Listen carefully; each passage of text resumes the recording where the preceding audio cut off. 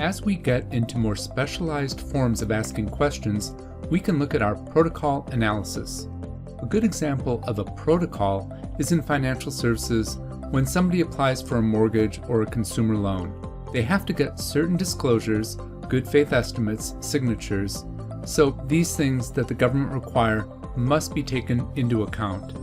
They are mandated requirements and absolutely must be fulfilled in the prescribed way, otherwise you'll be in violation of federal law and your loan will be null and void.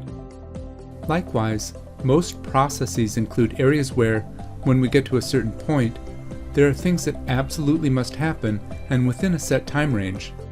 Protocols allow me to define a set of rules which should always be followed and will show me the timelines that violate those rules. So in other words, it will show the timelines which don't match the rules that I've set forth.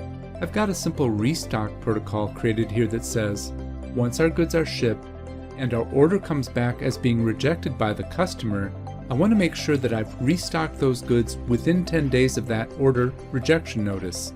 Otherwise, our goods are essentially sitting and waiting in limbo, not able to be sold. Now, what's nice is, these protocols can be set up to fire off alerts just like queries. So I can be notified anytime we were to breach an unacceptable threshold.